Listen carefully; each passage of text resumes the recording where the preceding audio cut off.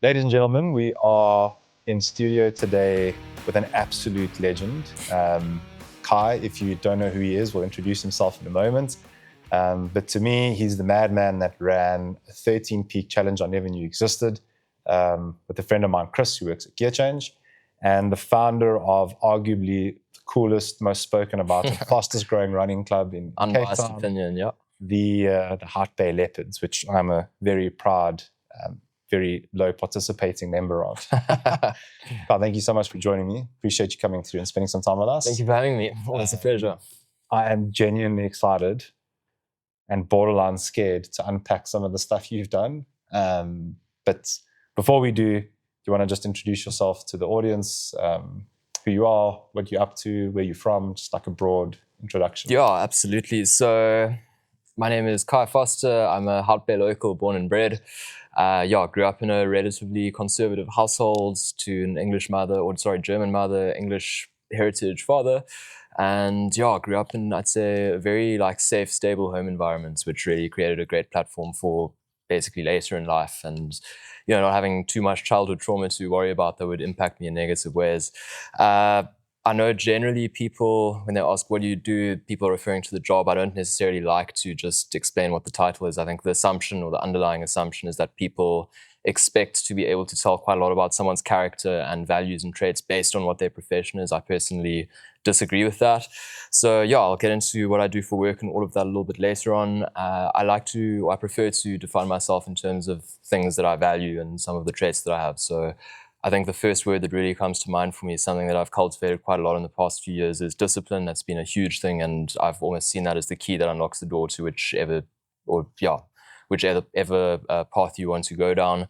I value things like generosity. I value health. I want to be in life for the long game, ideally, like reaching 100 plus. Because I think it's a beautiful thing to fall in love with life and to create a life that you actually want to live and that you don't want to fly away from to the other side of the world. So on top of that, I think obviously exercise, fitness, that's a very important part of my life as well. That ties in, I think, big time to health. And what do I do? So I run a lot. I founded HoutBay Leopards. I said I wouldn't touch too much on my job, but I'm in renewable energy. Got a background in mechanical engineering and engineering management. And I'd say my sort of identity definitely used to be very heavily embedded in academia.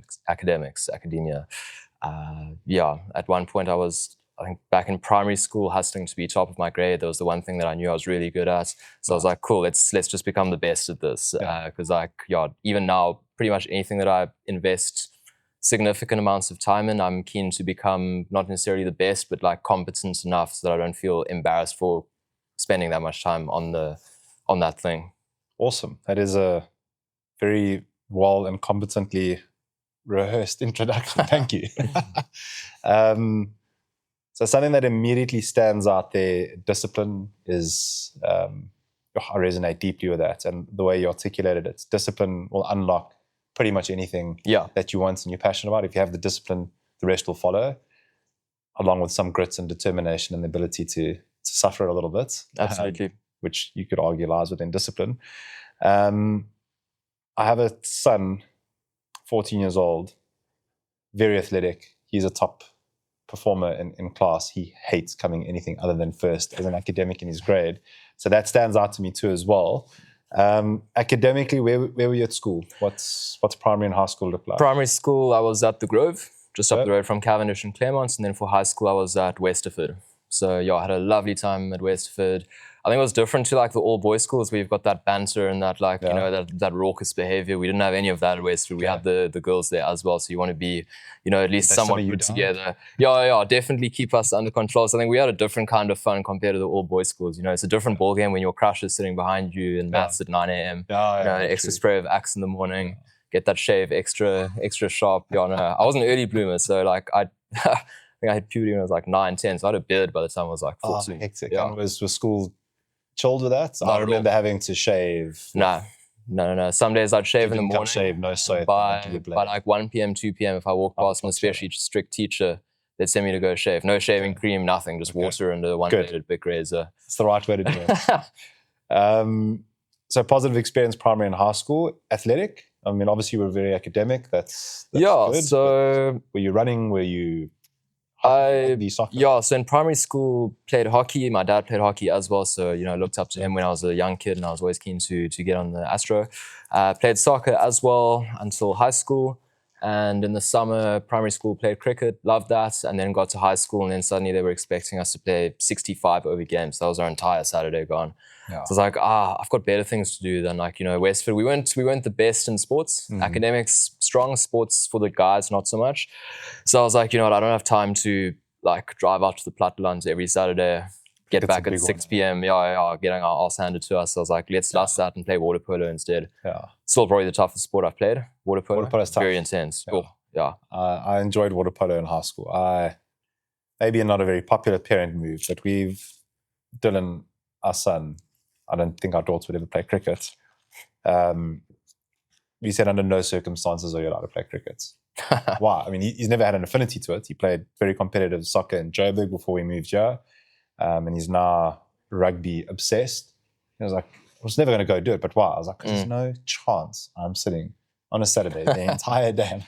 What school is he? He's at Paul Boys. He's a term boarder. Okay. So that's initially when we were in Joburg. His sister was at Pretoria Girls. He was at Arbor, moving here, and he was teed up. You never know, but it was very likely that he would have been head boy. He was top of his grade, top academic, top performer, and we moved in grade 6. It was something we were quite concerned about. His parents were robbing him of the opportunity of being head boy. In Joburg, you're tied up into such stupid shit that you think matters. It really doesn't. More material, worldly stuff. Moved here, Fisher Primary. Courtney went to Fisher High. And man, did that kid bloom in grade 7 at Fisher. Way tougher. Really? A whole different time. Cape Town schools are so much tougher than what you see in Joburg. I mean, they were playing rugby in the middle of winter, barefoot, and we're just like... Where's this, Cape Town? Yeah, Fisher. Hypothermic conditions. I'm like, surely these kids aren't going to play rugby. No shoes. Sure. And it's like, no chance.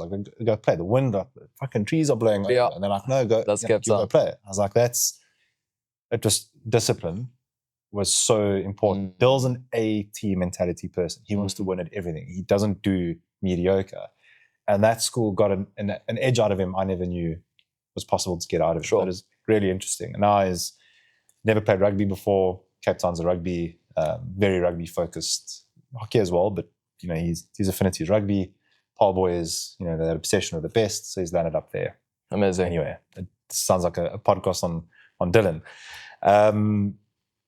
In terms of performing athletically, that I wouldn't say obsession, but that desire to be above average and do your best, was that athletically with water polo? Did you go play provincial? Did you had that struck a chord yet, or is that something that developed a little bit further? So I'd say in primary school already, it was always like, I want to make the A team. I have to play for the A team. It's going to be humiliating if I'm practicing every week, and I want to be in the A team, and I'm not making the A team. So I think already from even grade 4, grade 5, I was already quite motivated to get into the A team.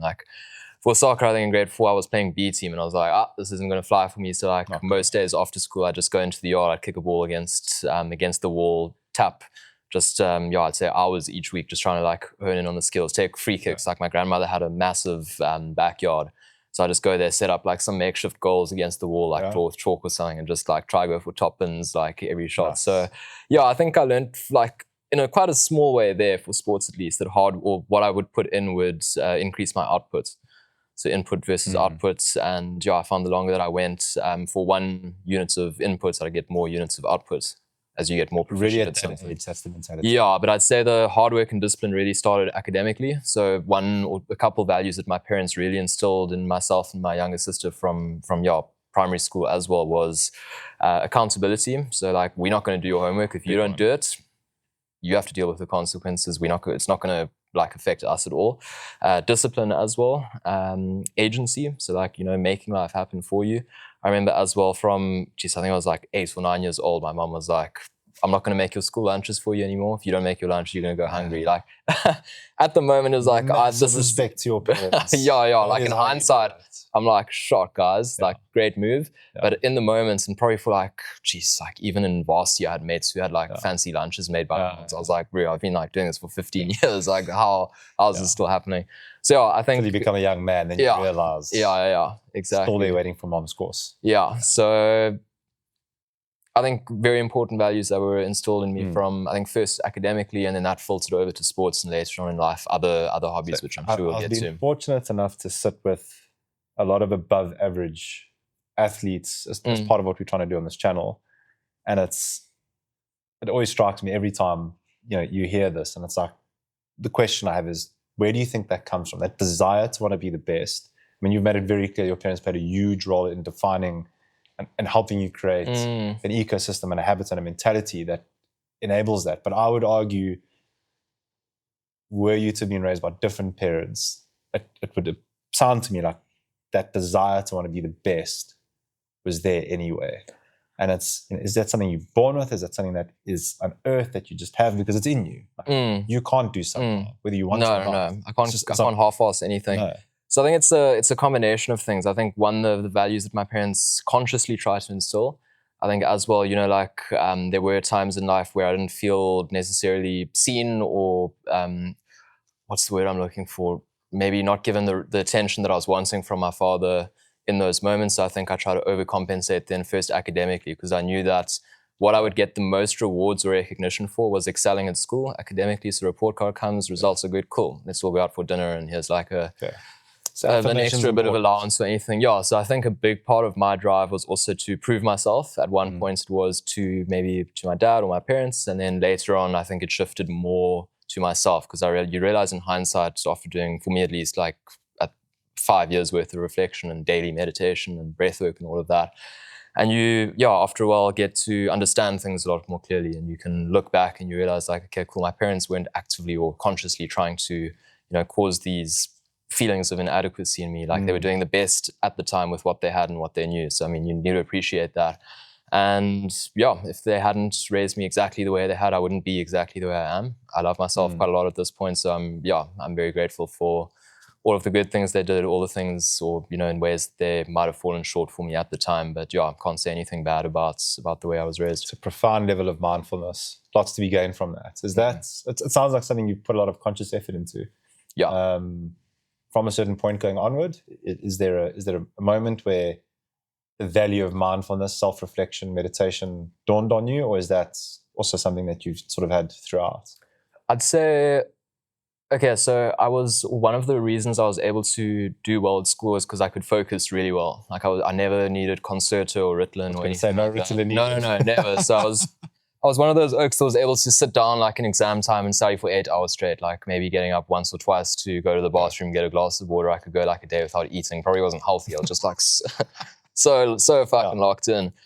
So I'd say the mindfulness meditation thing, like end of 2019, it was on my radar. I was like, I know this, or this sounds good. It sounds like it would be beneficial. Like, I looked into all of the benefits that could come from it, and I was like, I'd like these benefits, like lower stress, better sleep, better, like, pretty much every domain in life starts to improve and get a whole lot better when you start practicing mindfulness. So I was in the last stages of a relatively long-term relationship then, and just I was so over it. I had been for the past half year. I just hadn't gotten myself to actually breaking up, because first relationship, you're like, is this as good as it's going to get?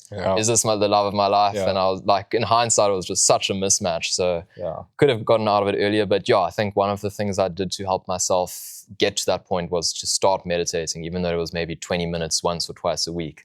Then when lockdown started, I was like, this is the perfect opportunity to really dive into this and make this a daily practice and habit and everything, which I then did. I just forced myself. I was like, no matter what happens for the next, I think it was 3 months that I chose, I'm going to meditate every single day, even if it's just for 5 minutes, but I'm going to make this a mission. And then after about 2-3 weeks of doing that, I started noticing a few benefits that I'd read about.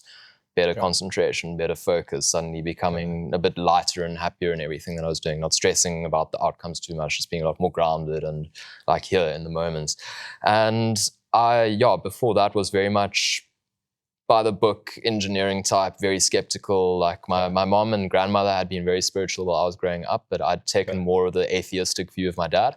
Okay. And I think having seen those benefits myself, I was like, shit, okay, like I'm onto something here. There's something there. Yeah. After the 3 months had passed, I was like, I felt like a completely different person. So I was like, cool, let's teach other people about this as well. It's hard lockdown. People were struggling a lot psychologically, emotionally, mentally. So I put together a little WhatsApp meditation course where every day I'd send a sheet. The sheet would have a link to a guided meditation. a few journaling prompts, and an article or YouTube video about something in the mindfulness, mental well-being space. And that was, I'd say, the first little taster of building a community around something that I believed in, which, in a way, I think paved the way to some of my other things that I did later, such as Leopards. And that's, I mean, what strikes me the most about what you said there is the desire to want to help others. So you had, I mean, the fact that you had the discipline to go and practice that yourself based on what you'd see, and I want a different outcome, I'm going to force myself to do this thing. You then saw it. That's one thing, and that's extremely impressive, and, you know, hats off for doing that. But to then have the natural instinct that says, this worked so well for me, I want to make this possible for other people. It's another one of those things. That compassion, that desire to want to gift others for no apparent reason. I can't imagine there was some obvious commercial angle to that. No desire to want to help others it's another one of those questions. Like, where does that come from? Are certain people built that way or not? And that's, yeah, I mean, that's a real thing of beauty. So building community is obviously something you're passionate about. How did that go? How did that meditation Very well group pan out? Very well. Do you have some numbers? Do you have some feedback? I can vaguely remember. I can vaguely remember some numbers. So I think I ran 3 or 4 editions of the course. Okay. Each one had it was between 60 to 100 people on the course at a time. So a few hundred by the end of it was about a year and a half that I was running them. So yeah, I remember like the first week there'd be people all on WhatsApp. Yeah. So I've still got the little PDFs that I would send out to people every day. And then I think each one would continue for about 6 months. So every day there'd be another thing sent out. Also another way to like flex the discipline muscle, just everyday accountability to this community that you've built, showing up just by sending them this little thing. And what I found is when I'd stop that course, a lot of people would stop their meditation practice. So it was interesting that, you know, like the intent was to teach them how to build the discipline and stuff themselves, but still without someone reminding them every day, that would often fall away. But yeah, about 2 to 3 weeks into each of the courses, I'd usually like get 2 or 3 messages from different people each day saying like, my word, like this, I've noticed this change and this is so beautiful. And I never knew I could feel this like chilled and peaceful. So yeah, that was like very heartwarming. I think it's, you know, when you start getting feedback from some of the things that you're doing, putting out, and it's positive feedback, it's positively reinforcing, and that just builds the motivation. So it's fleeting. I mean, tying a connection between what's some of the motivation behind performing academically, it's broadly affirmation from your father in particular.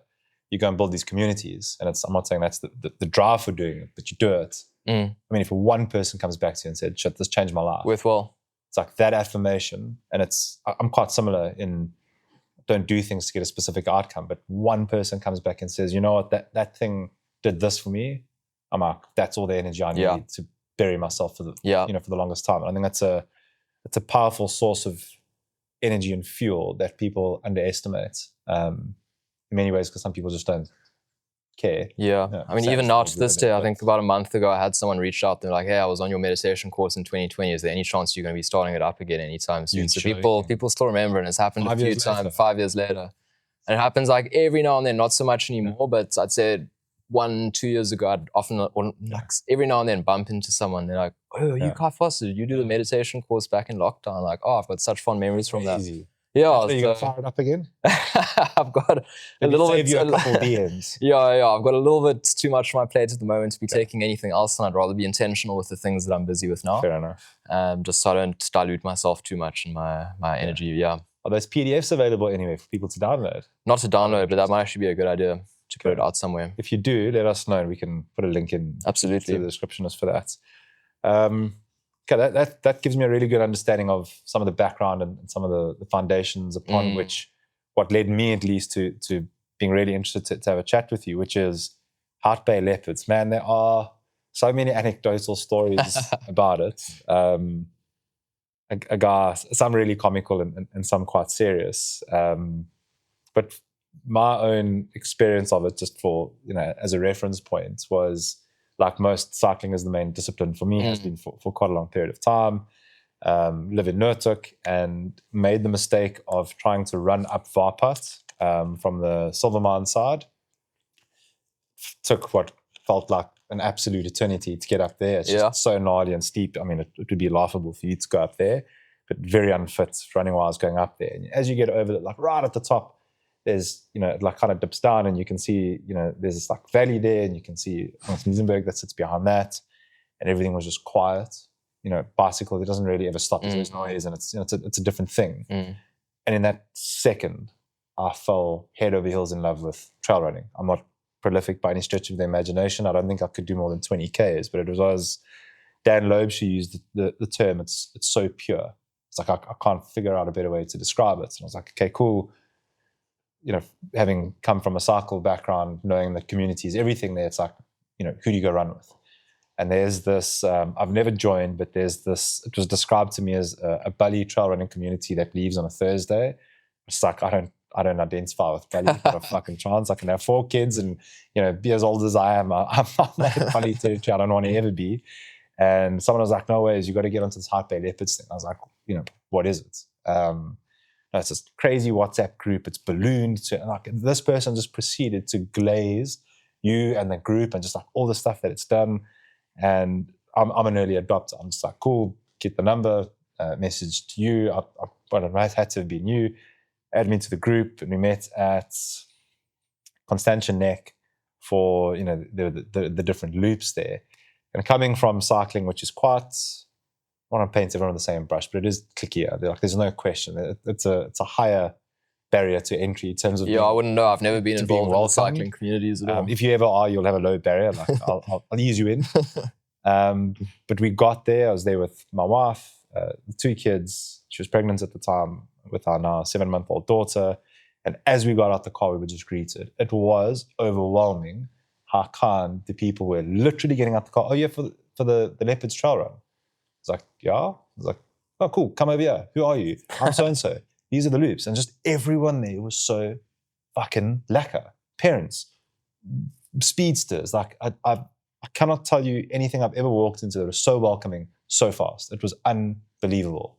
And at the end of it, there were Jack Dak beers. We'll talk about some of the stuff there. It was just an absolute mind-blowing experience. I was like, this is amazing. And I've been involved with a few other running clubs since then, just like going and like running with them, communities, and nothing comes close.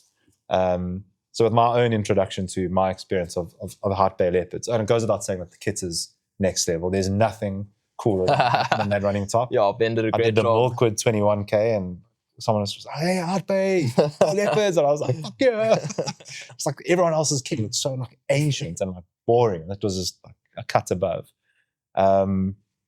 But in your own words, how did it start? Give me the origin story of HoutBay Leopards, and sure, maybe bring us up to speed with where it is. Yeah, so I'd say Leopards was partly born out of heartbreak on my part. So I came out of a long-term relationship with someone I thought I was going to end up marrying and spending the rest of my life with. We'd gone through quite a lot of stuff together, which I thought would strengthen us like quite significantly. Apparently not. And this was August 2023. And then fast forward a bit, I entered UTC T55, my first ultra, I guess you could call it. And my peak week training, I got food poisoning. So I was like, oh, this like really sucks. All my mates started running. And then I had the thought, like, are there actually any big centralized trail running crews in HoutBay? So like, I was like sick in bed, like doing some research online, couldn't find anything. So like, it's weird. Like HoutBay's got all these mountains, all these trails, but no big centralized trail running group. So chatted to some mates about that the following week for like a modified peak week. And they were like, oh, sick idea. Like, let's make it happen. That was it. And I thought it was just going to be a pipeline dream. So that year I went to a New Year's festival and coming back from that heartbreak, thought I was like chilled, definitely wasn't yet. And I was just, trying to distract myself with other people and other romantic interests. So then I've found someone at that festival. To date, it's still probably the most intense connection I've had with someone in such a short space of time. That didn't end well either. She decided to get back with her ex. And then, I got back, started the new year feeling really sorry for myself and bleak. And then after a pretty unpleasant run-in with my ex at a little Kirstenbosch concert, I decided to stop drinking for a while. And then I was like, you know what, this Leopards, I hadn't conceptualized any idea. I was like, this trail running group thing, like I need to make it happen. Like just, if for no one else, just for myself, to say like, I tried, I gave it my all. and then let's just see what happens. Because there was also quite a big increase in muggings and crime on the mountains. Because like at the time, I thought it was just like an urban legend or something, but apparently there were actually 10,000 inmates released from prisons. As a result, all the muggings and everything like skyrocketed, apparently for overcrowding. Like I fact-checked it with the head of security in HoutBay of CCP, with JJ, and he was like, no, that's true. I was like, that's shocking. So I've never heard that. That's 10,000 inmates. 10,000 inmates, yeah. This was in, I think, August, September 2023. And so if you look at the muggings correlate really closely to that afterwards. Like October, suddenly there was a huge spike in muggings. And like you could see the numbers as well, like number of incidents on the mountain from 22 to 23 was up like hugely. 23 was like the worst year they'd ever had in muggings in the Table Mountain National Park. So yeah, I was like, we're gonna make this happen. This was like early to mid-Jan, and I was like, cool. Feb, we're gonna launch. So I think second week of Feb, the 8th, Thursday the 8th was our first ever day. So I was like, cool, I've got 3 weeks to put together a social media marketing campaign. I didn't really have much background. Like I had been running a non-profit organization, so that's also another side story. We might have time to get into it later, but my best mate passed away in 2021, and when he was alive, he'd started a non-profit organization. When he passed away, we decided to like get it registered with CIPC, the company registration. Yeah, SIPC. Yeah. And I got registered with SARS for like tax breaks for people and donors and everything. And like I'd done a bit of the social media marketing there, so I had very limited skills then to transfer here. I was like, cool, chatted Ben, the guy who did our shirts and our logo and our, brand package with the typography and the color palettes and all of that. I was like, yo, dude, I need a logo and basically a brand package. Like, can we get this done in a week? And he was like, yeah, absolutely. In a week? So, yeah. I think it was before he'd gone back to work. So yeah, you got that done, and then I was ready to, as soon as I got the logo, I was like, cool, we're ready to launch. Like every aspect of the logo. Was the name defined at that point? HoutBay Leopards. Right after that. Yeah, because I was like, Leopard has a lot of significance in HoutBay. So the name HoutBay means wood bear. So but this is like going back to the early settler days of in Cape Town, where like Jan van Riebeeck and his homies, they were like using HoutBay. There was a lot of trees there, as the name HoutBay suggests. And they would use that wood to basically repair and build ships at where the Cape Town Harbour is now, for all the ships like basically doing the big trek around Africa to get to, I think it was like the India side. Yeah. So yeah, there were a lot of leopards then as a result as well. And yeah, as time went on, unfortunately, the leopards were culled mostly for their furs, for like luxury products and everything. I think the last leopard was seen as recently as 1937 on Little Lion's Head in HoutBay. So it's still got, like, it was in our relatively modern history, but nothing for almost the past century now. So yeah, the leopard kind of felt, because initially I was like, the trail dogs sounds like a cool name, but then there's the Muizenberg trail dogs, and like, it'd rather be like unique and like, this is a trail running community from HoutBay for HoutBay. So let's like give it as much of our sort of local identity as possible. So the leopard seemed like the best choice. Epic, man. Also got a bronze leopard statue down at the beach. If you're facing the sea, it's on the left side, which is also quite an iconic landmark in HoutBay. You need to cut some B-roll of that. That's a lot of people haven't seen it. It's pretty rad. And okay, so in a week he turns around the logo, which you won't see on what I'm wearing. It's on the front side of that. And then, I mean, in terms of going with the CR, I mean, you wanted it to look a certain way. Is that just because you being Kai, you want things to be 11 out of 10? Or was there a commercial outlook from the start with it? No, so there was never any intention of making it a monetized thing. There's still, I just wanted it to be, like as soon as you try to make the primary goal of a community monetization, it loses its sort of magic, I guess. Like it's just meant to be a place for people to come together with similar interests, create these connections, and go explore like some of the most beautiful nature scenes in the world. That's in safety. That's the main purpose. Everything else is secondary. So yeah, we're selling like some merch, some like race shirts and active shirts and some lifestyle things now at Sealand as well. As you can see the cap and the bucket hats over here. That stuff out now. Yeah. I can't believe that you got Sealand on board. That was kind of in the 5-year plan. That is ridiculous. So I don't know about that. When we managed to get it after a few months, that was a really nice feather in the cap. Fascinated to hear about that relationship with Sealand. But before I get into that, some numbers. As an academic, I'm sure you've got them parked all over somewhere in that mind of yours. Yeah.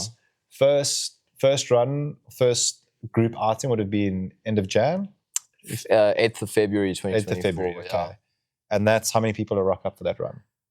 So when I first started Leopards, I was like, one day if we have 40 people at the run, I'll be really stoked. Yeah. First run, we had about 130 people rock up. So like I'd already had a little speech plan and I saw all those people and they just kept on coming and coming. I was like, shit, how am I going to like stand up and speak in front of all these people? So I got up there with my little page, like shaky, like quivering voice. And I got it done and like people loved it. We all stuck around for drinks afterwards. That was before we had any sponsors on board. First session, 130 people. Yeah. When the urban legend we're hearing about the Leopards at first, one of the first things I said is like, the guys keep creating these extra WhatsApp groups because he keeps like exhausting and running out because it's growing so fast, and something like it's the fastest growing running club in the country. Along with Gonzo started around the same time as us, and they've done equally incredible work. So where are we at now? What did that growth curve look like, and what does the Leopards community look like today? Which metric are we using? Members, I mean, I don't know what all the metrics are. Run me through it's hard to track exactly. I mean, obviously you can look at Instagram followers, which is a pretty linear thing at this point. Like if we have a big event or collaboration, we'll see like a little spike. I think we're sitting at about 3,500 followers now, if I stand correct. I mean, you can look at the WhatsApp group numbers, which WhatsApp group like for me we filled the first one, which was like 1,024, I think is the limit. Yeah. And then our second one, which we launched a few weeks ago, is probably close to 100 now. Yeah. So those are basically just broadcast groups for us as the admins to put out messages so we don't get scammers. You have people are asking to be put on that, and that's the part for me that blows my mind. Yeah. As someone who's spent my entire life in marketing, like you go and ask a company, you go and ask a company to get 1,000 people to opt in, not for an email, click a box. Hey, please add me on WhatsApp. I want to receive these things. That's like it's unheard of. And the ability for you to scale that so quickly and resonate with people and saying that added value, I absolutely love it. Appreciate that. It's such a good story. And as a person who opted in myself and reads the content from time to time, it's just so well managed. It's just such a well packaged little system. And I mean that to me, Instagram is an important metric. I mean, down the line, it will commercially be relevant. Yeah. But that WhatsApp thing is crazy because that's real community, that's real engagement. So I find like as soon as someone leaves the group, within 3-4 hours, someone else has joined it or someone else has added a friend. So it's always at maximum capacity the first one. Yeah. And how does it function? It's maybe for anyone that doesn't know about the HoutBay Leopards, how does your community function in terms of how do you communicate? What does running cadence look like in terms of when they happen, style of events, length of events? Maybe run someone through who doesn't know about it. So starting from the broadcasts, we use our WhatsApp group to send the broadcast messages out, as well as Instagram. We'll post announcements there. We did start on Strava as well, but we found that wasn't really worth our time and effort to advertise there too.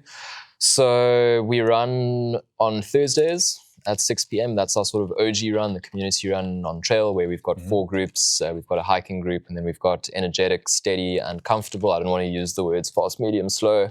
One to make it feel more accessible to everyone, because the idea or the goal was to get as many people from the HoutBay community to appreciate that. So Nathan, because you might have someone who's usually like a basically elite runner who wants to take it comfortable today, and then he's going to run with the comfortable group, not the slow group per se. So Thursday trail runs are sort of OG one. This year we added a Tuesday morning run from Southeaster, so that's another very productive collaboration that we've had with Broad and the staff there. He's such a legend. Borderline elites. He's a phenomenal athlete. So it's been really cool having him integrated. He's on my sheet. He doesn't know, but I'm excited. His story is also epic. Yeah. What a guy. Yeah, absolute legend of the game. We've added that in now this year as well. And then last year we were doing a lot of other events, I think we did 2 events with Sentinel Ocean Alliance, basically to raise funds to give back. We also, our Thursday runs, we will serve drinks, so with our sponsors here and Table Mountain Water, who's not here at the moment, but basically the funds that we make from those drinks, we then donate to Friends of Table Mountain. So we sponsored part of the trail reparation on Chapman's Peak, where we frequent quite often. That was after some really hectic storms in 23. And at the moment we're busy raising, I think our target was 12,000 Rand to basically maintain and repair some of the trail between Sandy Bay and the end of the trail there, looking out towards the shipwreck, the past 400 wreck. So a lot of the events that we did were to raise funds for charities and to give back, and yeah, basically to add another element to other than just running. So we had like yoga events, we had some events with like pop-up massages and wellness and activations from like Zlant, for example. And yeah, just giving people other sort of avenues to engage in something other than just running on trails every week. Yeah. Awesome. And who's welcome to join that group? Everyone. So we've had people as young Don't have to be from HoutBay. I mean, No. as a Nordica. No, so we actually, I'd say about a third of the people that come each week are coming from outside of HoutBay. We've got some people coming from as far as Durbanville. Like we've got this one guy, Linnell, who joined recently this year, and he, for the first 2-3 months, didn't miss a single session. He was driving from Durbanville. He was leaving there like 5 a.m. to get there for the Tuesday morning runs, coming through on Thursday afternoons, like stepping up, helping to guide, like giving motivations. So like people, I think when the bug bites, it bites pretty hard. And in terms of unintended consequences, have there been any negatives? Have there been, I mean, I know with good always the bad comes. We've had a very concerning incident where I was sitting at my desk. It was a Tuesday afternoon, nice and warm, like, you know, those days in winter, there's one polar of a day. It was one of those days. So, you know, I thought everything was going well. Life's literally great. only one of them in winter. Yeah, it was that exact day. And I was sitting at my desk, and one of our guides, Valdi, sent me a picture. He was like, hey, does this kind of, okay, we're just going to call him X just to protect his identity. He was like, does this kind of look like X? And I was like, yeah, it kind of does. What's happening? It was a screenshot basically of this guy standing with like a hood up, like at the corner of a street. I was like, what's happening? Like, why is this guy here? And he sent me a screenshot of the security group chat saying, no, this, my wife was followed home by a male in his like late 20s, and like he was basically stalking her, and he was like hiding in a bush. So I was like, shit, okay, like surely it can't be this guy. Like you're just in denial. Like he'd always been a little bit oppositional and a little bit strange, but like, you know, we were welcoming, and like if people didn't give us reason to doubt their intentions, then we'd be like, you're welcome. Sure. We'd welcome people a little bit quirky, a little bit different. So this guy had recorded this on Strava as well. So then we had basically proof that he was in those locations at those times. So it's like freaking morning stalk sessions. Yeah, it's morning stalk. Morning stalk, yeah. So we like, you can see the elapsed time and you can see the moving time. So this guy had like paused his watch while he was sitting in a bush for about an hour waiting for this woman to walk past with her dogs. Got out and followed her home. Basically when she ran, he'd run. When she'd stop, he'd stop. So we were like, no, this is like problematic. So we were like, okay, well, maybe this guy is like genuinely going through something really hectic. Like let's meet up with him compassionately and just have a chat with him and see what's happening. Yeah. So it turns out he was going through some stuff. He also like told us that he'd been through some pretty traumatic things, and he'd spent some time in Pollsmoor, and like he basically got to the point of saying like, like God chose me to save billions of people through my knowledge on health and nutrition. So we're like, okay, like we're dealing like this, Sounds legit. Yeah, seems legit. So then we're like, okay, like listen, so it sounds like you're going through a lot right now. For your reputation's sake, because you were on a security group in HoutBay, people might recognize you and put false accusations, because we don't know what the full story is. Like, it's fine if you don't want to tell us whatever it was, even if you were just going the same direction as her, as he explained, whatever. We'll just say, take some time away from Leopards for a while, and then we'll reassess in a month or two. And like, here's some contacts for some psychological help and everything, because he was struggling.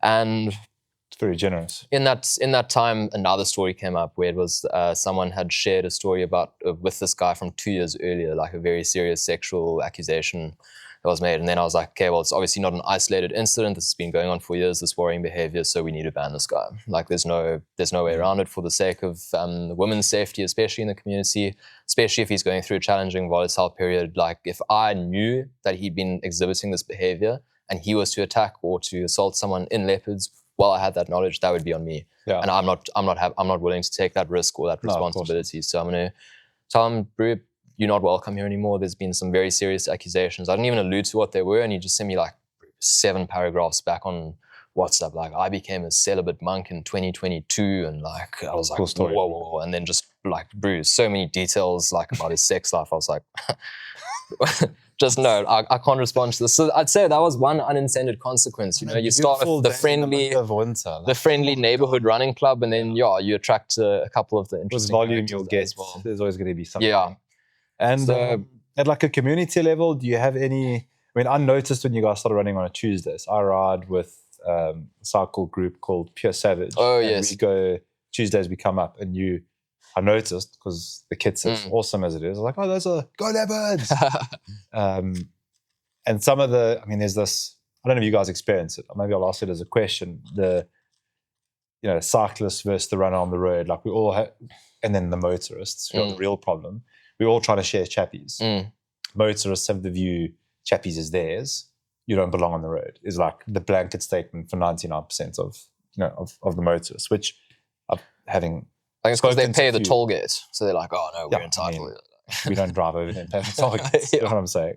And then there's and everyone pretty much agrees on that. And then there's I had an incident as a runner and cyclist, like obviously see both sides, but not too many do. And I was coming around one of those bends on chappies, as you do. It's a descent. It's like the most riveting thing on earth. And hugging around one of the bends, there was a runner not on the ocean side, and it was potentially fatal for either of us if that had happened. And it was like the immediate reaction: 99% of people berate, shout, swear, scream. Like, what the fuck are you doing? You shouldn't be on that side of the road. You should be on the ocean side. But the first thought I had was, what is the right side of the road for them to be on? Yeah. What is the unwritten rule for runners when it comes to running over chappies? Pavement. Yeah. There's more than enough space. So I went and asked. And then obviously there's beyond the point where there aren't supposed to be runners, like out to the lookouts and over, which I've also run up to. And it's, having asked a few of my local avid runners, it's like, oceanside. Yeah. And that was someone talking about that. There's no group that, is proliferating information out there that says, as a runner, generally speaking, A, as a cyclist, generally speaking, B. Yeah. Any experiences with that? Anyone in the community like, fucking these guys taking over the road on a Tuesday morning? No. So, I know there has historically been a little bit of like, runner cyclist mentality. Yeah. For me, like everyone's got the same end goal. Cyclists and runners both are doing it for the same reasons and wanting to become a better version of themselves, push themselves on a frequent basis and stay fit and healthy. So personally, I've never had any issue, like even driving, like if I see a cyclist, like, maybe 5 years or 7 years before I got into a lot of running, it'd be like it's okay, sitting in my mom's car being like, oh, what the hell, like, and now it's like, I completely back them. So even if there is someone on the windy, like Constantia Neck Road, I'm like, cool, this guy's he's got the same intentions that I do when I'm running. He's just doing it in a different mode. So like personally, I've got a lot of patience now for cyclists, a lot more than I used to. What was the rest of the question? Just if there'd been any negative unintended consequences of a big group that's successful running on the road for the parts of it that you guys are. Okay. Is there any? Yeah, no. So someone actually told us, listen, is it Full Savage? Pure Savage? Pure Savage, yeah. They said, listen, Pure Savage also rides on chappies on Tuesday mornings. Yeah. Someone gave me a heads up. So I was like, cool, let me put that in the announcement. I was like, guys, there is a cycling group that goes up and down chappies. So please keep an eye out for them and please make sure you stick on the pavement. That simple. And people respect that and respond to that. Time. Yeah. It can be dangerous. And there's someone needs to start owning the conversation of motorists too. At a point, it was like every other week, a cyclist or runner was being knocked by a car or attacked. It was like at the end of the day, like it's like you say, everyone's got the same goal. We're all out there wanting to be better versions of ourselves. And there's this like no one's having the conversation to say like, particularly to the motorists. Here's the platform. Like, guys, 1, calm the fuck down. 2, the road actually belongs to everyone by law. The whole, as a runner or as a cyclist, the law doesn't say you have to hug the absolute left-hand side of the road. You do that as an outdoor enthusiast out of courtesy to cars. Like, we'll sit as far over as possible so we don't inconvenience you. You could run in the middle of the road. Like legally, not a highway. Like, the road is, it's there to be used. Yeah, it's for the people. Everyone is a people. So, anyway, won't delve into that. Sponsorships. Every sponsor deserves its kudos, but I'm a huge frother for Sealand. I love the brand. How the hell did you get a collab with them? That just seems like insurmountable. I'd say a little bit of ambition on my side. So when we first launched, I approached a few of the brands. So just to the side, and you want to maybe just pass that cap as well. Yeah, absolutely.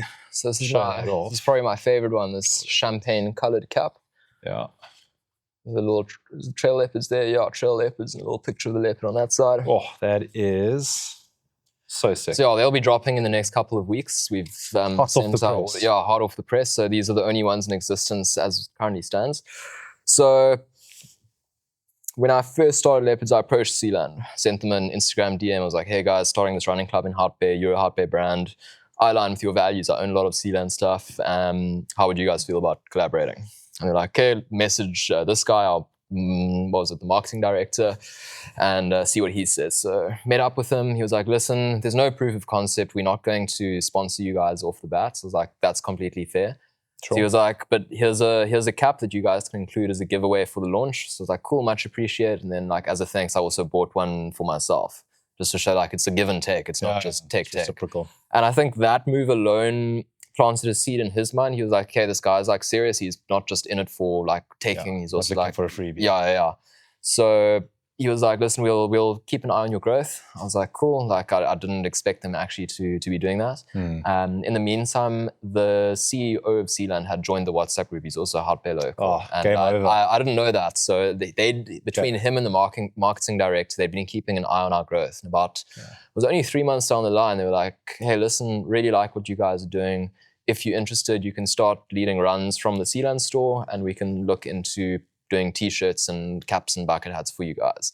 So I was like, shit, like this is my 5-year plan, which is happening after 3 months. So then that was like, cloud 9, like, yes, let's go.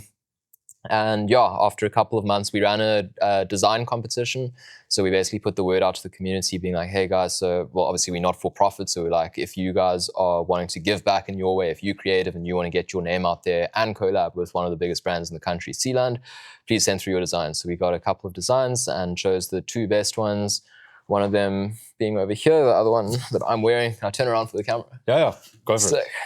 Yeah, this one sold exceptionally well. I think we sold like 60 units in about 2 weeks. And this one is actually a gift for you. So really? Yeah, I brought that along when you were like, we can bring it up later. I was like, perfect. No, gives me a good opportunity. That is too kind.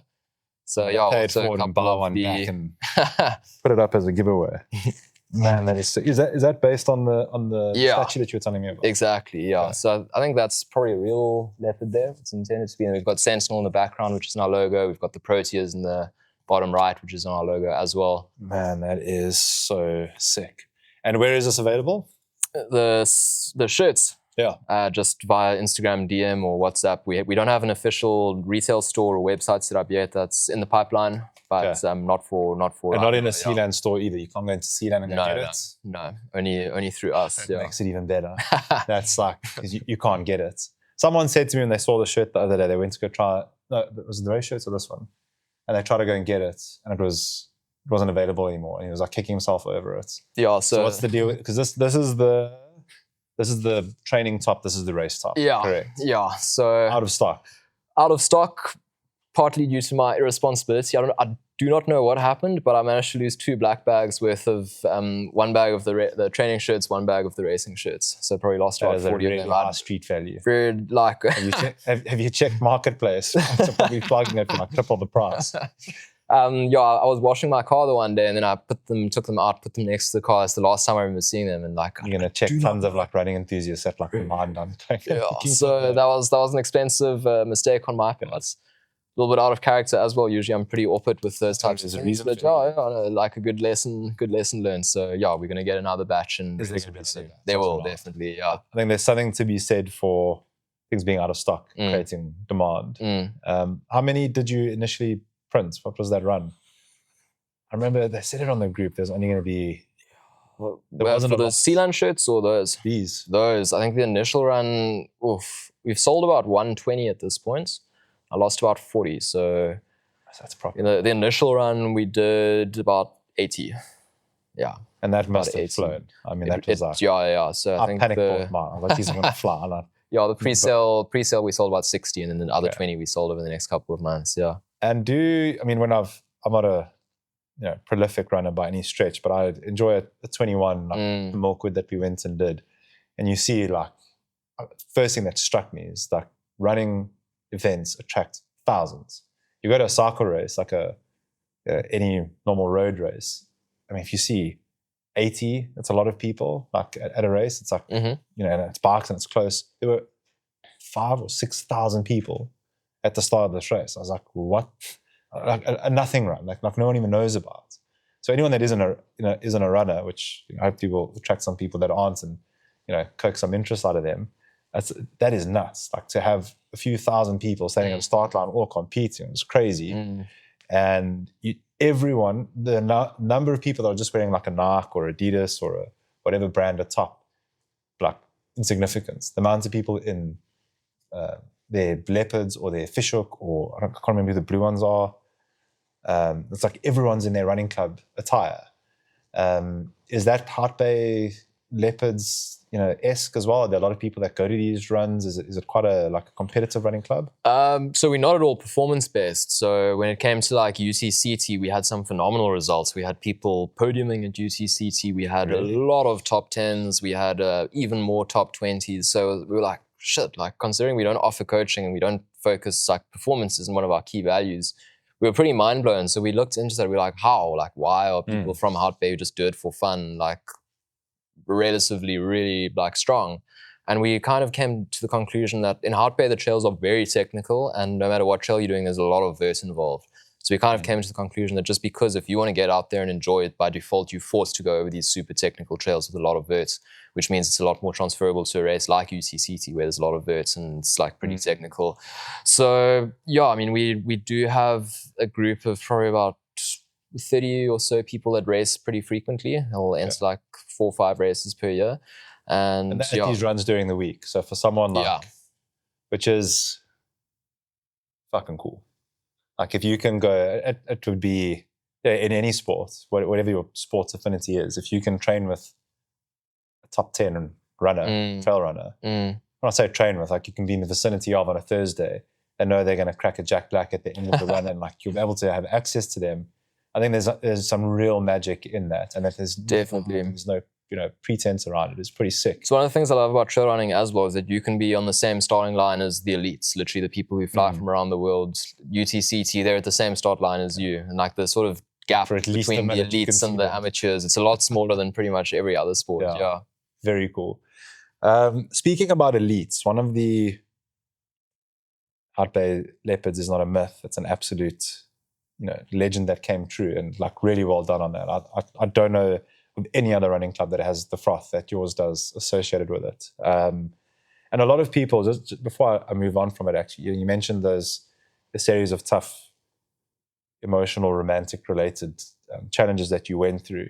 You wouldn't believe the number of people that I know personally firsthand that have going through, dealing with that use that very club as I wouldn't say as therapy because it isn't that, but they go there to feel, not alone. You wouldn't believe it. Like, more than 5 people that I know, like you think about your network of people and use it as a percentage, like, not to say that it's like the singles club, but it's certainly a place where people have gone and said to me, and it's striking because I can't think of any other example where randomly, not provoked through a question, people have mentioned like, they're going to go and do that because, people that are lifestyle inclined to want to run and do these things, you don't want to go sit at a bar and drown your sorrows. Yeah. That just, you get into the cycle.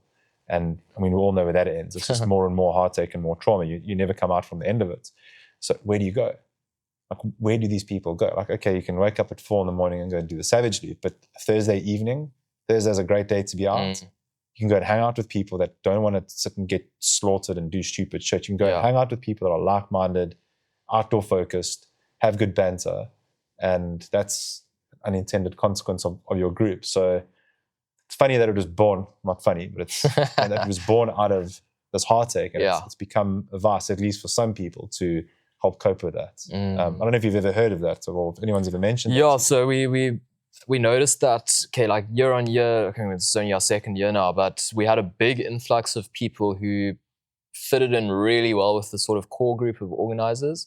And they very quickly became some of the regulars who like also they'll religiously be at every single run. There wasn't, so we had a lot of people coming in and very few people dropping out of that sort of regular status. So we asked some of the new regulars, like, what was it that actually got you guys to stick around and like keep on coming and contributing? And they said similar to you, like the social aspect, like they arrived, they felt very welcome. They felt straight away that they were like at home and like this was the place for them.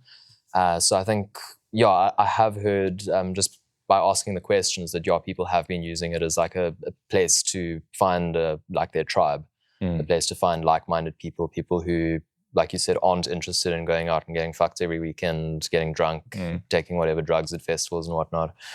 For me as well, like I'd say part of me replaced like endurance jawling with endurance sports. So I used to endurance jawling. I've not heard that before. No, I'd go to like the 3-4 day trance festivals, maybe get like 2 hours of sleep over the weekend, and like had time in its place. Got to the point where I wasn't deriving any form of value from them anymore. And just prioritizing better things in life, or different things rather, that served me a lot better. So I think then creating this platform for other people, a lot of the people in the community as well came from a background where they were a lot more into jawling and a more unhealthy lifestyle, so to say. And then finding a group of like-minded people with better habits. It's my wife and I, as diehard Joburgers, were endurance jawlers. Term I'll use for the rest of it. Thank you for that. Our cycling community in Joburg literally changed our lives. Literally, maybe even saved. It's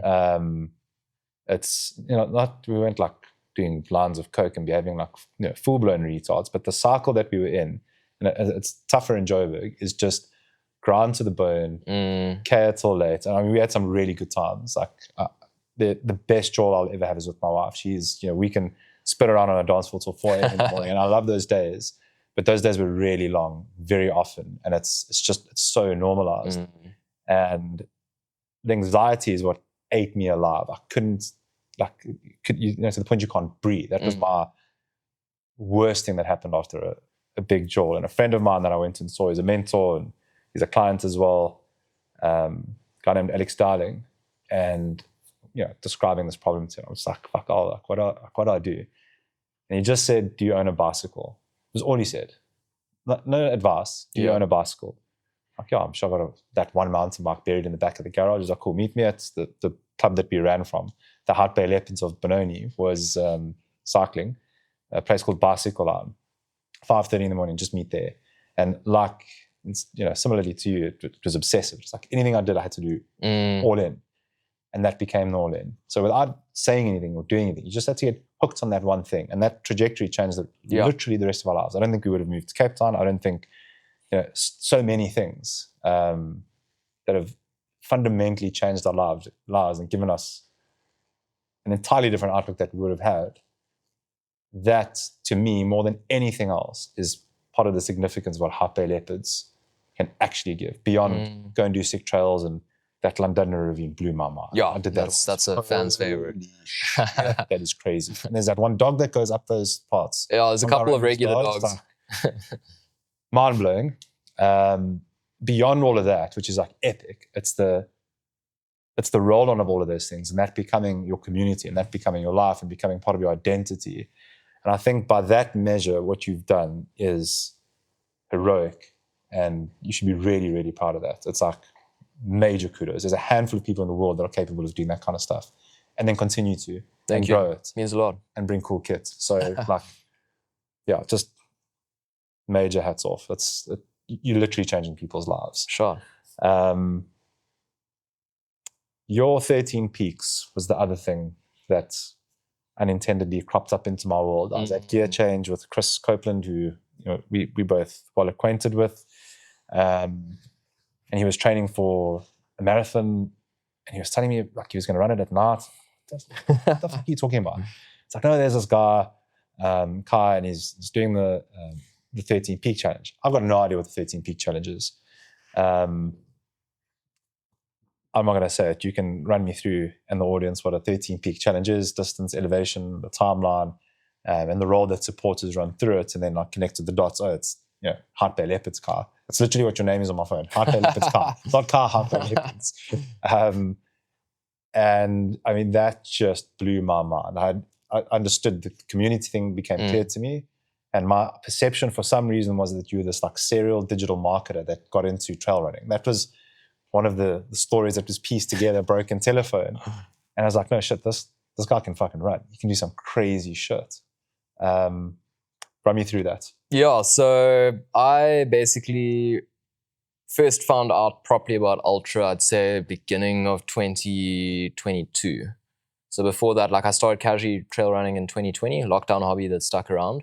And yeah, I just casually did that for about 2 years or so and gradually like built up the distances. I was only doing like maybe at most 12, 13K. That was like a really long run for me and my legs would be wrecked for like 2 days afterwards. Okay. Then 2022, so to be honest, I really don't remember the first half of 2022. That was just the period after my best mate passed away, but it was around that time that I started properly upping the distances. Okay. Yeah, it's like literally half a year where I don't remember any shot, where I literally don't remember anything. But yeah, I started ramping up distances then, and then I was like, I'm going to get injured if I carry on doing this. I don't know how to train for 100K because I kind of set my sights on a 100K run.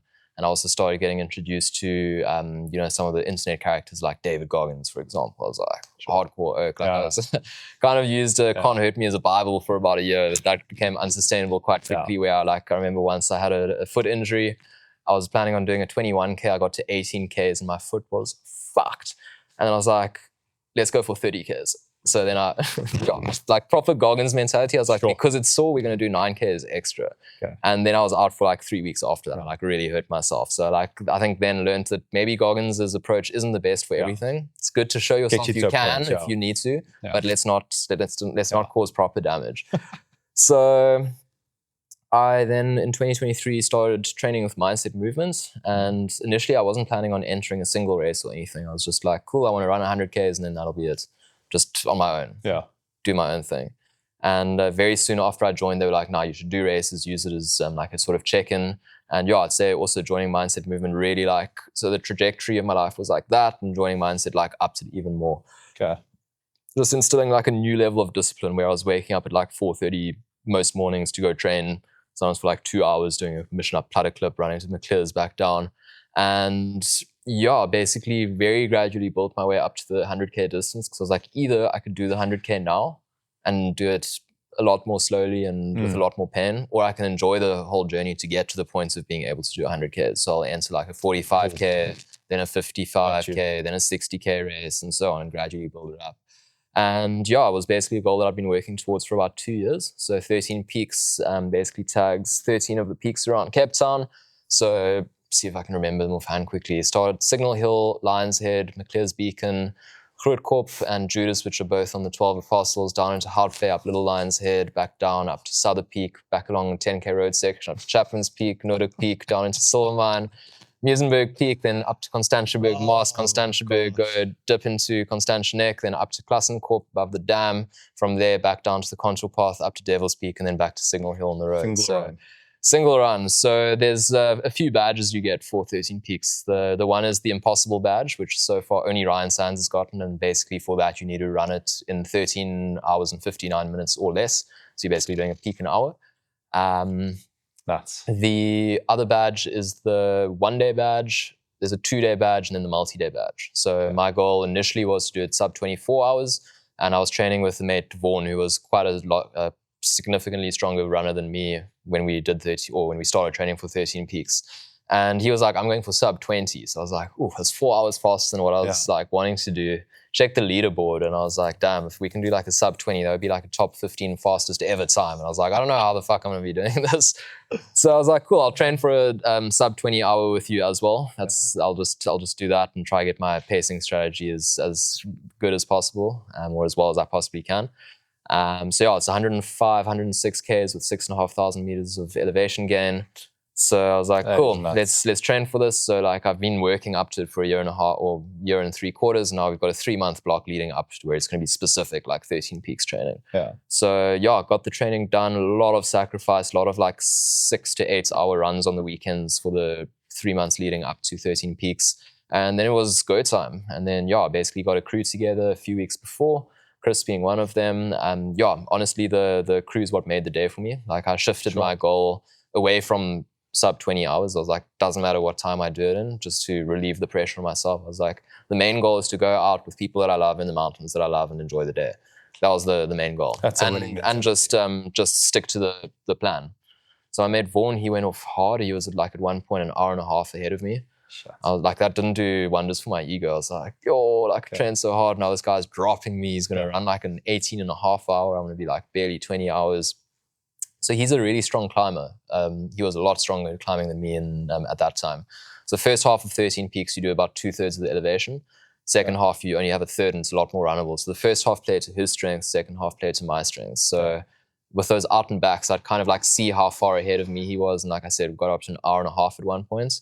And I think it was only, going up Devil's Peak, I was like feeling absolutely wrecked. Like I thought I was going to throw up. I couldn't like really stomach anything. Like I was cramping. I was starting to get like very mild hallucinations. Like I was hearing my name being whispered, and like, you see in the shadows, it would like look like a person or an animal. Nothing like no like hectic hallucinations or anything. Very subtle. And we got a call from one of the people waiting at Tafelberg Road for us, which is where you pop out after the Devil's Peak climb. And they're like, hey, Vaughan's started bonking really badly. He's still climbing Devils. I was like, shit, this oak's only like 15 minutes ahead of me now. So like suddenly, bro, it felt like I had 8 hours of sleep. I was like, good to go, poles down, like let's march, let's catch this guy. And then passed him just as he tagged Devil's Peak. And then I think literally after 3 minutes, because he was going quite slowly, I managed to overtake him. I was like, no ways. And that's when I flew down Devils to the end. So it was like just that sort of confidence boost and like sticking to your strategy. Don't worry about what other people are doing. Run your own race. Yeah. That was very empowering. And then, I think I just got into the top 15 fastest times. So I think it was the 14th fastest time for 13 Peaks, 19 hours 37. 19 hours 37. Yeah. Yeah. Man, and then a long recovery afterwards. But to be honest, the most painful thing about the whole experience was I was running without a shirt and in a vest for a lot of the time and no sunblock, running through the whole day like that. The worst pain that I had That's from how you know you don't have a girlfriend. Would never have let you get out the door with no sunblock. First thing as you get, have you got sunblock on? UV 70. So literally like 2 days after 13 Peaks, I got the worst pain, like the worst itch and discomfort I've ever had in my life from this freaking sunburn. And that was more painful than anything I'd actually experienced during 13 Peaks itself. What is recovery like? Like what is the next day like? What did you do the rest of that day? First question. So I started at 5 a.m., finished at 1 a.m. So I tried to sleep. So actually, got home. No, I got home and smoked a cigarette. So really? Yeah. So like, what's the story there? Yeah. So like probably since I was like 15, I've struggled with addiction to smoking. Yeah. So like kind of the build up to 13 Peaks, no smoking. The reward for afterwards was a cigarette. So it's still like addict thinking. Yeah. And then try to sleep, didn't sleep at all. Like you're so freaking wired. Woke up feeling like, well, not even woke up, like got up feeling like, geez, it's hard to describe like how fucked I was feeling. Couldn't walk down the stairs facing forwards. I'd like turn around and like take one step at a time. The legs just seized. So legs were like nowhere. Yeah. So and that was for like 2-3 days where like legs were absolutely destroyed. And then, the following weekend, I went out and did a half marathon, which probably wasn't the greatest idea. My coach was not impressed. Rest is key. Yeah. Did you start reading the Goggins book again? No. It was actually, it was a girl who was visiting from Norway who asked if I wanted to go to a Gonzo run. Say no more. I was like, let's prove how hardcore I am. So a bit of Goggins mentality. I would imagine doing something like that almost has to leave you feeling a little bit of a sense of invincibility. Like, yeah. I mean, yeah. What can I not do? I mean, that is just, the elevation in that distance is just monstrous. 19 hours plus of exercise. Was there any one specific thing that was driving you? I think beating Vaughan was a cherry on the top, and it's amazing. Yeah, so there was no goal to beat Vaughan. I was just going for sub 20 hours. Okay. And then, so for 13 Peaks, I also raised funds for a non-profit organization, which we had supported when I was running the non-profit organization in honor of my best mate. So I'd say one of the big motivations was kind of taking myself back to when I was in the ICU, saying my final words to my best mates. And like just that, there's some promises that I made him there. And just tapping into that sort of, because that was probably the hardest thing that I went through, November 2021, that month. That loss, that loss, because my ex also nearly died that month through kidney transplants and having kidneys removed and everything. So I basically spent a month in ICU. And I think, being confronted with death in such a real way at such a young age was quite eye-opening and a very strong motivator for not just 13 Peaks, but anything difficult in life. I mean, I got through November 21. I can get through pretty much anything. Yeah. So it's respect, man. Yeah. Like your biggest adversity, I think, I mean, it becomes a part of your story, but it also becomes your biggest source of motivation and strength to like get through difficult shit. Yeah. That's powerful. Wow. It does leave me wondering what's next. So what's bigger than 13 peaks, or what matters more than 13? I suppose it's not what's bigger. Yeah. What matters more. Yeah. So I think what matters the most for me, because I mean, my goal is never to be elite or to become professional, to do it for money. It's just for the enjoyment of it. So it's also never to stand still. So I know there has to be something. Yeah. So I've got another work contract starting up on top of my full-time work. So I'm going to be pretty involved with career for a while. Okay. I was going to do UTCT 100 at the end of the year. That's up in the air now. I might transition to, so I've got George Mutt coming up at the end of this month, the 60K. Yeah, so I'm going to go back for vengeance. Apparently that's pretty tough. Yeah, last year I was in Nigeria the week leading up to it and pulled 2 all-nighters, like traveling to and from Nigeria. So I was in like terrible shape at the start line and cramped for like 30K. So I want to go better my result from last year. There's some demons there. Exactly, yeah. And then after that, my plan is probably to go for a road training block and train for a sub 3-hour marathon, maybe for Cape Town Marathon at the end of this year. But yeah, just something with a little bit lower sort of training volume needed. Rather than spending like 6 to 8 hours out in the mountains every Saturday, which I don't know if I'll have the capacity to do at the moment. It's good to have a break from that stuff as well. Yeah, because you can burn out early, big time. I mean, realistically, if I wanted to, also burn out quickly when you're doing that. Big time. Yeah.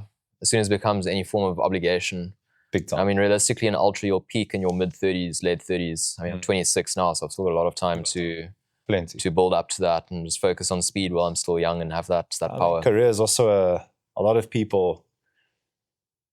I've been career focused my whole life. It's the only thing I've ever really worried about and been entirely dedicated to until years of late. And it's important.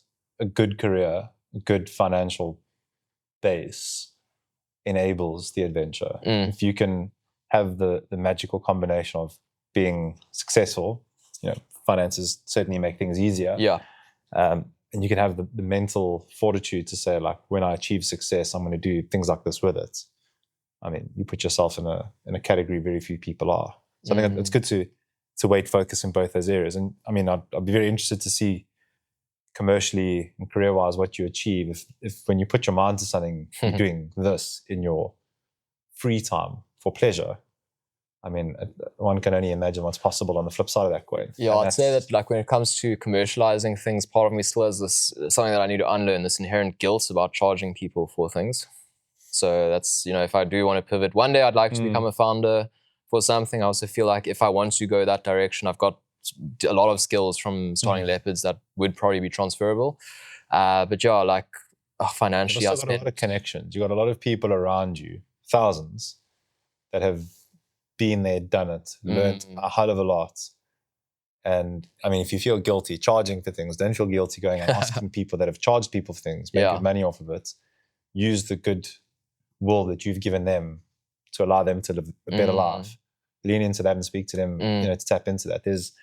There is no sin and evil in being successful whatsoever. For sure. I would argue, I remember as a kid when I was very religious, I would pray and ask God to please help me be successful so I can do more for those that don't have. That was like always the mentality. Like if I was a billionaire, I could do a billion more things. If I've got 1,000 rand, I can only do 1,000 things. Yeah.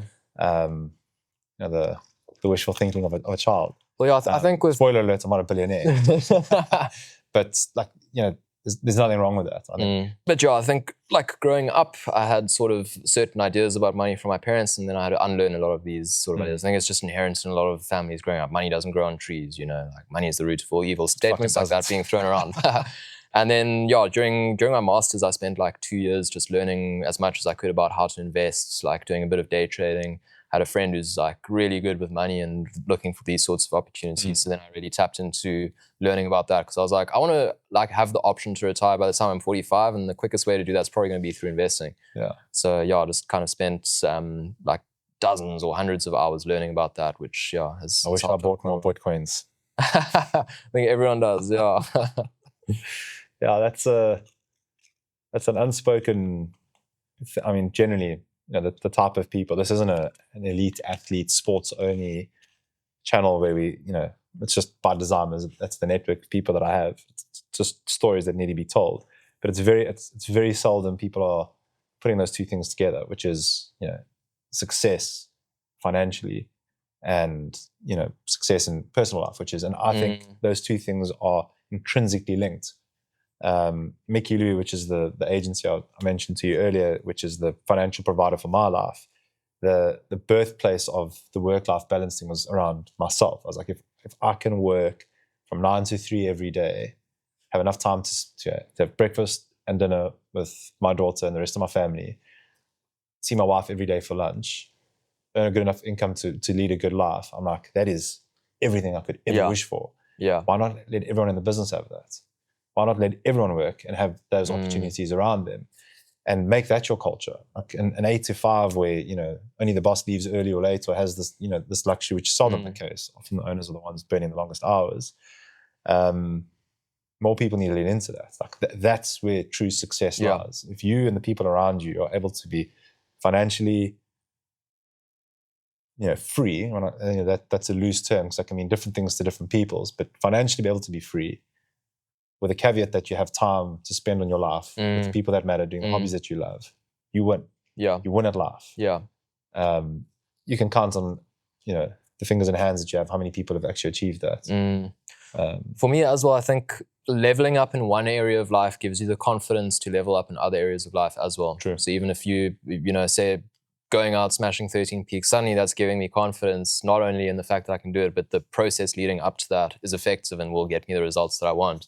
And suddenly that's transferable to other areas of life as well. Like, I mean, for me, the whole meditation and spirituality thing has been massive as well. And I'd say the number one thing that's helped me to level up in all other areas of life was mindfulness and breath work, like bottom line. Like without those things, I literally, wouldn't have started Leopards, wouldn't have gotten into endurance running, probably wouldn't, be like doing as well in my career as I am at the moment. So that single-handedly was the most important habit I've ever started. See, I'll sit there and I'll start thinking about such random shit. Like, I'm going to meditate. I'm going to meditate Gabriella. Actually, she's so cute. Fuck, what are you doing? Like, where's Buddha? I'm supposed to see this like guy with a big belly and gold pop around. So I must be ADHD. I need to take like 100 Ritalins before I can go meditate. It's so tough. The only time I fully committed to it was after a breakup that absolutely rocked my world. And that's, now that you're saying it, you're taking my own mind back to it. Like that was super helpful. Just being in your head. I remember the description at it was a book, 100 Ways to Meditate, I think it was, something like that. Yeah. And it was, all those fleeting thoughts that pop in your mind, see them as just like, a thing running across your screen. Screen sky. So just be mindful of it, let it go, let it land, and then watch the next one and just do that. I was like, oh, is that meditating? I was like, eventually you do that enough, things stop flying, and then thoughts start to creep in, and it'd be great in a future episode down the road, maybe to sit and talk a bit about that.